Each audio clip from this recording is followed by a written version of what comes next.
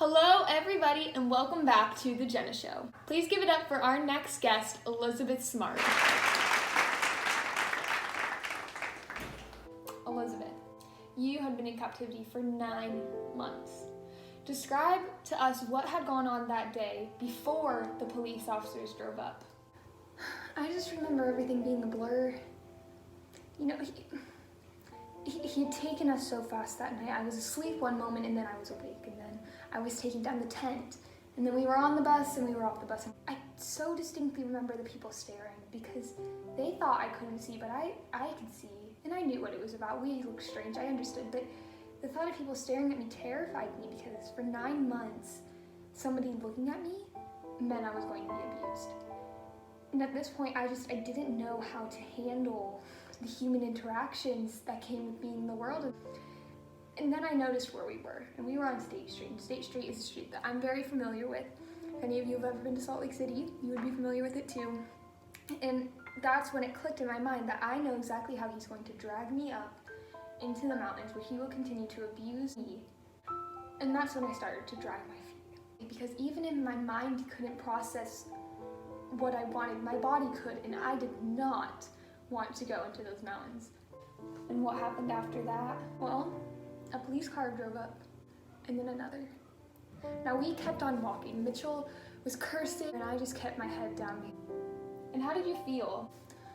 I felt sick, and I felt elated. I didn't know what to do, and I didn't know what to feel.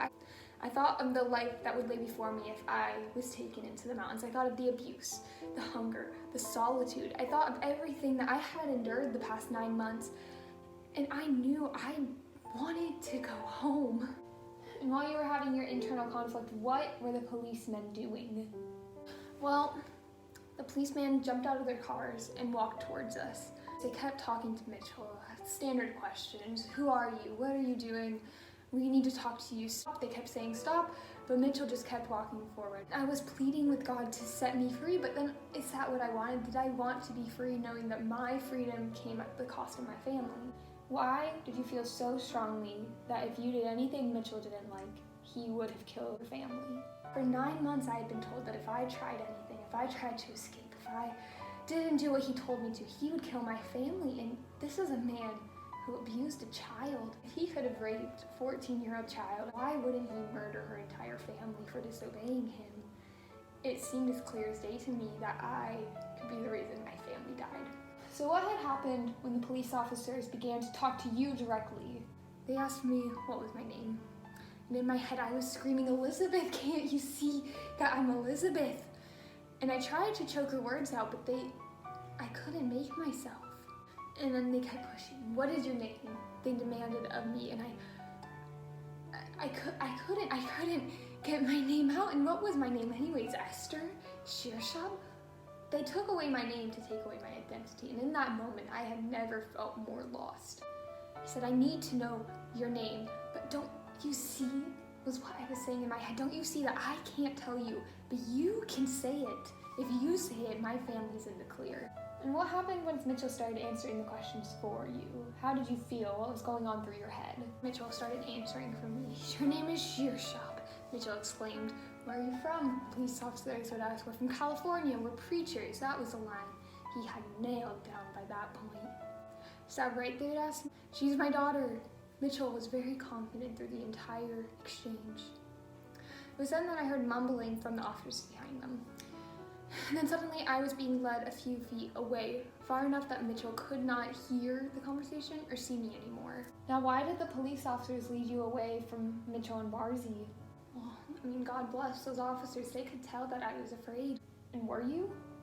Yes, of course I was scared of everything. I didn't know who or what to trust. I couldn't even trust my own mind at that point. And then somebody put a hand on my shoulder, and it was too overwhelming. And the police officer sensed this. He let go of my shoulder, and he bent down, and he looked me in the eye, and he said, what is your name? And I thought of the long black knife that I was taken with from my bedroom. And I thought of the fact that Mitchell had been arrested numerous times since I knew him, but he never managed to stay in jail for more than a few days. I talked he would kill my family because he would get out eventually. I mean, why wouldn't he this time? He had before. And the officer waited very patiently. And then he leaned closer, looking me right in the eyes, and he said, "Are you Elizabeth?" And his voice was so soft at this moment when he continued to say, "Because if you are, your family has missed you so much. And they love you and they want you to come home." How did you feel when you realized that your family was still looking for you? For a moment, it was like my entire world had melted away. And I slowly dragged my eyes up from the ground and looked into that officer's for the first time in 9 months. And it was like all the pain and the guilt and the worry and the angst that I had held for those 9 months was melting off my shoulders in the sunlight. And I felt calm and I felt assured because my family was what got me through those 9 months of captivity. And so hearing what I didn't know that I needed to hear the most, that they loved me, it was everything I didn't know I needed. I looked him in the eye and I told that officer, "I am Elizabeth Smart."